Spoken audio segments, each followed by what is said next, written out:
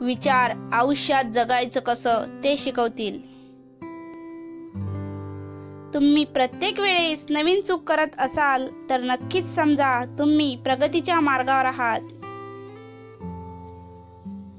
तुम्ही ठरवलेल्या ध्येयावर लोक हसत नसतील तर तुमची ध्येय खूपच लहान आहेत हे लक्षात घ्या. जेव्हा एक बीज काळोख्या अंधारातून कठोर परिस्थितीत जमिनीतून उगवू शकते तर तुम्ही का नाही? कठीण काळात सतत स्वतःला सांगा, शर्यत अजून संपलेली नाही, कारण मी अजून जिंकलेलो नाही. वाहतो तो झरा आणि थांबवते ते डबक, डबकावर डास येतात आणि झऱ्यावर राजहंस.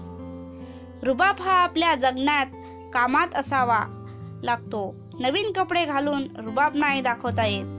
आपल्या आयुष्यात एखाद्या व्यक्तीला आपली गरज बनवू नका, कारण जेव्हा ते बदलतात तेव्हा त्या व्यक्तीचा राग कमी आणि स्वतःचा राग जास्त येतो.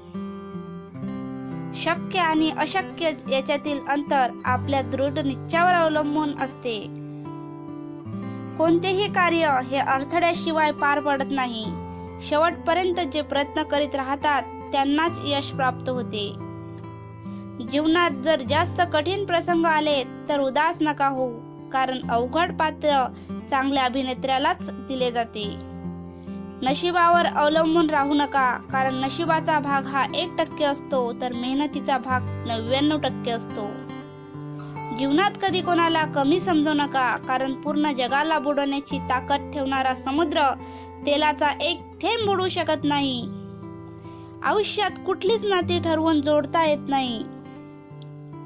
पंख त्यांचेच मजबूत असतात जे एकटे उडतात आणि प्रवाहाविरुद्ध झेप घेतात. प्रॉब्लेम हे येतच राहणार, त्यांची सवय करून त्यांना टक्कर देणे महत्त्वाचे आहे. आपल्या दुःखाचे कारण कोणतेही असले तरी दुसऱ्याला इजा करू नका.